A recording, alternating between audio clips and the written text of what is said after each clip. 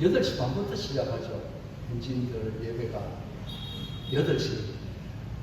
8시 예배 드리고 우리가 오니 한 10시쯤에 왔는데 그때 이제 거의 마치고 나가시더라고요. 그러니까 2시간 정도 예배를 드려요. 지금 성가대 연습하는 분들은 아직도 안 가고 연습하고 계십니다. 그거 보면서 제가 요즘 우리 한국 교회는 이렇게 오랜 시간 교회에 붙들어 놓으면 쉽지 않겠다 생각이 들더라고요. 제가 어릴 적에는 아침부터 저녁까지 교회에서 놀았거든요. 예배 드리고 밥 먹고 놀고 그랬는데 지금 이 베트남 교회가 현지인들은 아주 열심히 뜨겁게 잘 모이고 그렇게 하는 것을 봅니다. 우리 한국 교회도 다시 진정한 열심이 회복되었으면 좋겠다 그 생각들을 가집니다. 오늘 이 본문을 통해서 창세기 12장 37절에서 51절의 말씀으로 이스라엘 백성들이 애굽 고센 땅에서 보낸 시간이 어떻게 그들의 미래를 위한 축복의 징검다리가 되었을까를 잠시 생각하고자 합니다. 우리는 종종 고난과 어려움의 시간을 저주나 불평으로 여기기 쉽지만 하나님께서는 때로는 우리가 머무는 그 고난의 자리마저도 더 큰 축복으로 나아가기 위한 디딤돌로 삼으실 때가 참 많습니다. 오늘 이 말씀을 통해서 우리 삶 속에 만나게 되는 이 고난의 고센 땅이 어떻게 축복의 디딤돌이 될 수 있는지를 잠시 묵상하고 적용하고 은혜를 나누겠습니다. 이 고센은 예정된 훈련의 장소다 그렇게 볼 수 있습니다. 이스라엘 백성들은 430년 동안 애굽 땅에서 노예 생활을 했습니다. 그 중에서도 고센 땅은 비교적 편안하고 풍요로운 지역이었습니다. 나일강 삼각주 쪽이니까 아주 땅도 좋고 비옥한 그런 곳에서 살았습니다. 그들은 여전히 바로의 압제 아래에 있었습니다. 요셉의 이름을 알던 사람들이 있었을 때는 그나마 이스라엘 백성들이 좀 괜찮았었는데 이제 많은 세월이 지나고 난 뒤에 요셉의 이름이 가물거리고 잊혀져 가면서 이스라엘 백성들은 완전히 노예로 전락되었었습니다. 긴 겨울잠을 자는 씨앗이 봄을 위해 에너지를 축적하듯 이스라엘 백성들은 고센 땅에서 하나님께서 그들을 구원하시고 약속의 땅으로 인도하실 준비를 하고 있었습니다.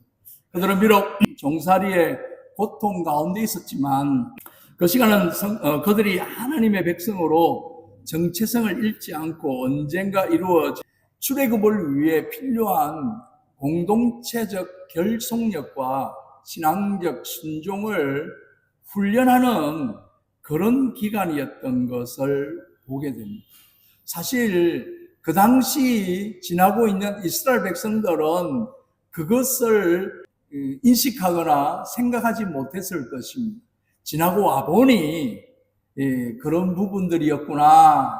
우리가 이 땅에 살아가는 가운데 현실에 부닥쳐 어려움 당할 그때는 이게 하나님의 어떤 섭리 가운데 있었는지 모를 때가 참 많습니다. 고센은 단순히 머무는 곳이 아니라 예정된 훈련의 장소였던 것을 볼 수 있습니다. 고난 속에서 형성된 이 공동체적 연대감과 하나님의 약속에 대한 확신입니다. 오늘 이 본문 37절에 보면 이스라엘 자손이 람셋에서 발행하여 숫곳에 이르니니 유아 외에 보행하는 장정이 60만 가량이다. 자, 여기에서 장전이 60만이면 유아, 노인, 여인 다 합치면 얼마나 되겠어요? 의학적으로 인류학적으로 생각을 할 수 없는 숫자를 헤아릴 수 있는 어떤 분은 200만 명까지 이야기를 하기도 합니다. 근데 사실 그 고대라기보다도 이 지금 이스라엘 백성들 이 출애굽 시대 때 200만 명이 고센 땅에서 살았을까? 또는 그들이 이동하는 가운데 200만 명이 밥을 먹고 자고 생리현상을 해결하고 하는 이런 사항들이 사회학적으로 그렇게 가능했을까? 일반적인 부분들은 그렇게 생각할 수 있습니다. 그러나 우리는 믿음으로 생각하는 부분에 있어서 이스라엘 백성들이 70명이 애굽 땅에 들어가서 이렇게 엄청난 숫자로 하나님이 축복하셔서 번성하여 다시 출애굽되어진다는 사실들을 우리가 생각할 때 하나님의 놀라운 은혜가 아니었는가, 그런 관점에서 우리가 봐야 될 것 같습니다. 유아 외에 보행하는 장정 60만 가량으로 기록되어 있습니다. 무려 60만 명이 넘는 장정들과 그의 가족들, 엄청난 수의 사람들이 일사불란하게 움직였다는 사실, 오랜 시간 고난을 함께 겪으며 형성된 끈끈한 공동체적 연대감 없이는 이것이 불가능할 것입니다.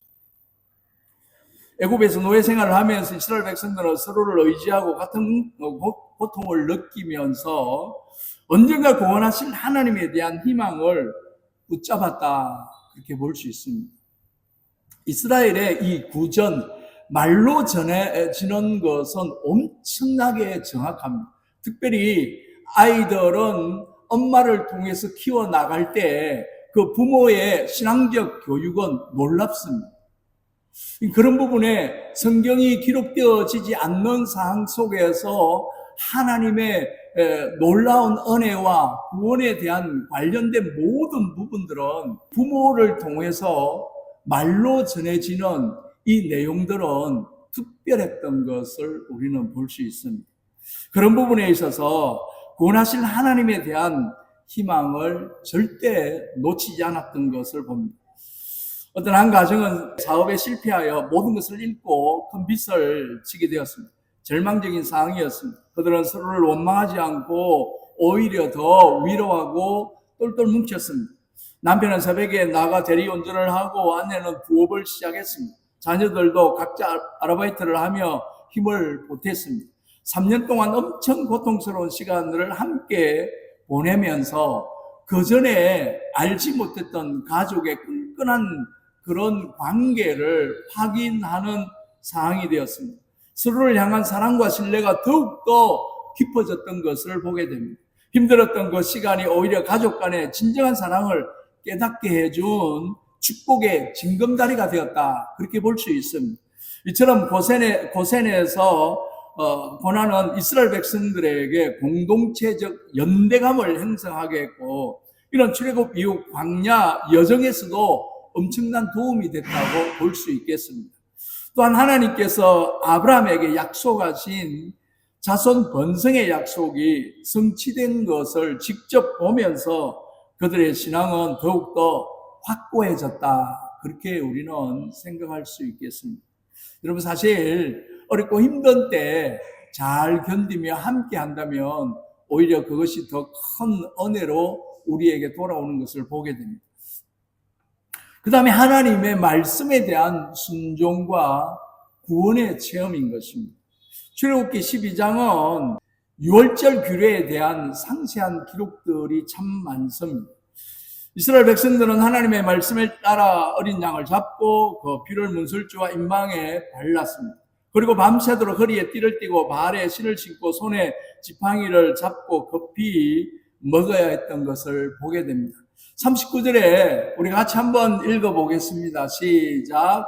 그들이 애굽으로부터 가지고 나온 발견되지 못한 반죽으로 무교병을 구웠으니 이는 그들이 애굽에서 쫓겨남으로 지체할 수 없음이며 아무 양식도 준비하지 못하였더라.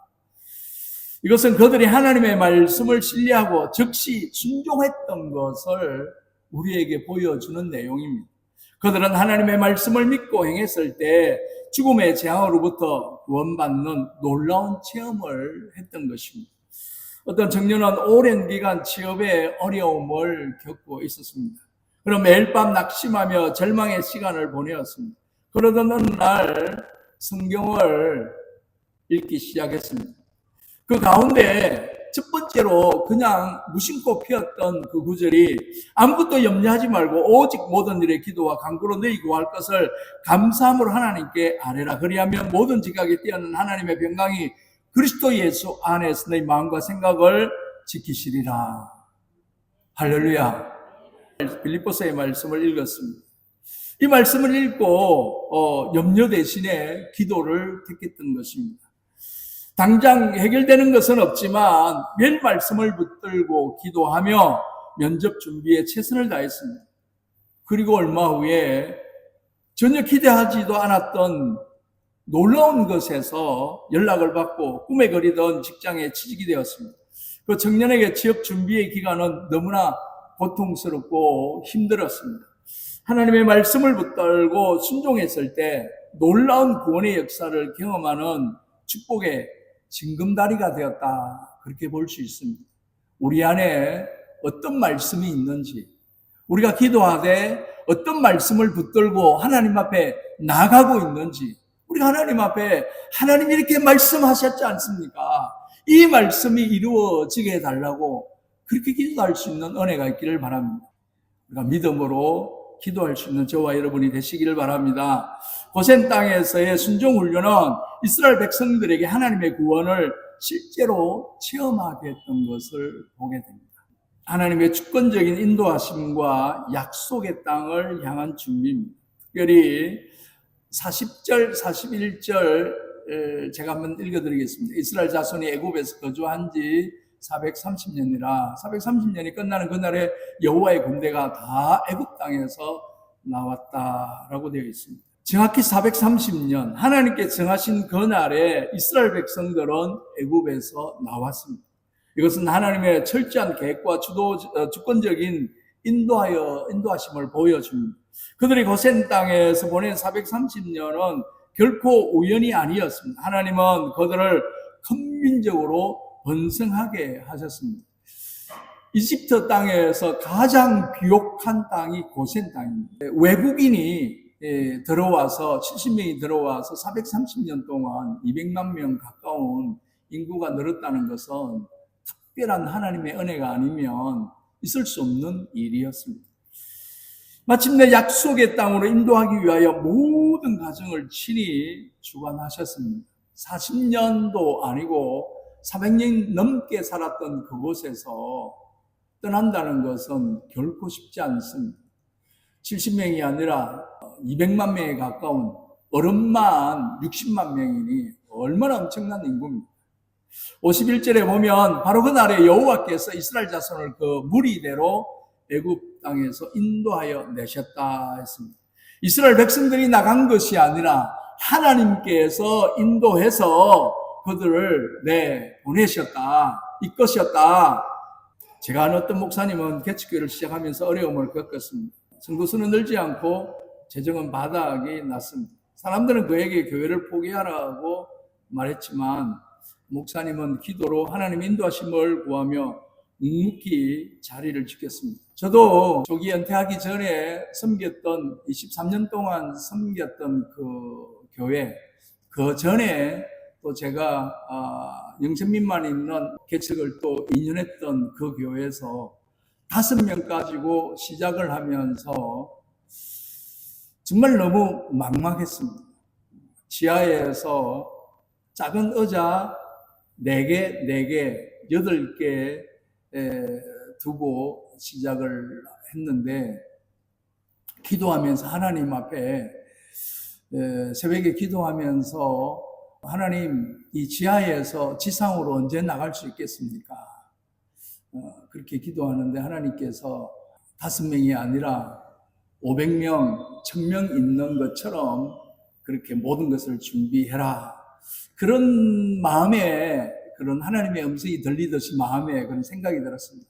5명이 있었는데 주보를 2000장을 만들었습니다. 또 주보를 조그맣게 만들지 않고 비포 용지 큰 거 있잖아요. 거기다가 절반은 교회 이름만 딱 넣고 나머지는 뭐 예배 순서, 컬럼, 또 전도 내용 넣고 딱 반 접어가지고 동네 일대를 매주 2000장을 도배를 했습니다. 사람들이 지나다니면서 밟히는 게 우리 교회 이름이에요. 그냥 죽지 않아도 밟고 지나가지만 땅바닥에 교회 이름은 너무 눈에 선명하게 들여다보게 되었어요. 그 동네에서는 작은 지하교회, 어자 4개 있었던 그 교회지만 성도 5명밖에 없지만 모든 가게 주인들, 배달하는 사람들 다 우리 교회가 어디 있는지 알았어요. 제가 어느 교회입니다. 내가 잘 안다면서 그렇게 말했습니다. 2년 만에 72명 출석을 하는 걸 보고 다른 분한테 그대로 넘기고 다시 24년 동안 섬기다가 은퇴하고 나온 그 교회입니다. 그 교회에서도 여러 가지 많은 문제들로 하나님 앞에 기도하는 부분들이, 거기에는 이제 여러분 감천문화마을 혹시 아십니까? 부산에 관광객이 1년에 300만 명이 왔다 가는 유명한 감천문화마을이라는 교회가 거기 있습니다. 거기에서 목회를 하는데 소녀 가장, 독거 노인들, 알코올 중독자들, 미혼모, 다문화권 복지 종합 세트가 있는 거기에서 목회를 하면서 하나님 앞에 도대체 내가 여기에서 무엇을 할 수 있습니까?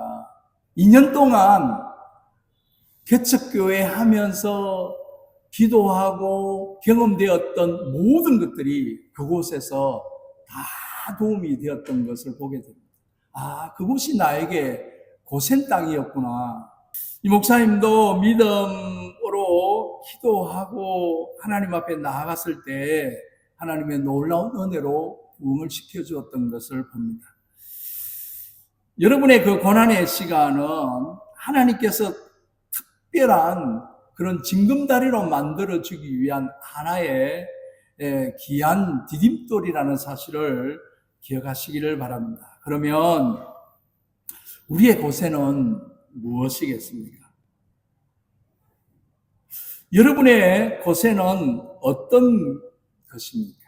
이스라엘 백성들에게 애국 고센 땅은 노예 생활의 고통스러운 장소였지만 동시에 하나님의 위대한 구원의 역사를 위한 축복의 징검다리였습니다.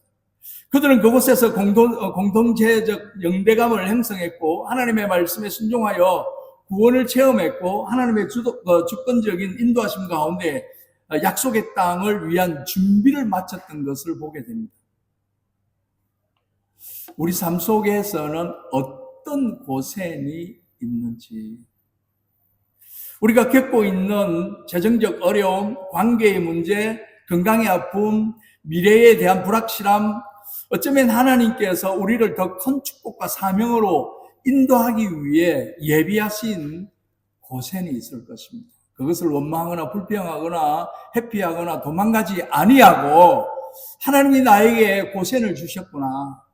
이것을 통해서 나에게 어떤 것을 더 큰 은혜로 주실지를 기대하며 기도할 수 있는 은혜가 있기를 바랍니다. 고생을 축복의 징검다리로 만드는 부분입니다. 공동체 안에서 연대감을 강화해야 될 것입니다.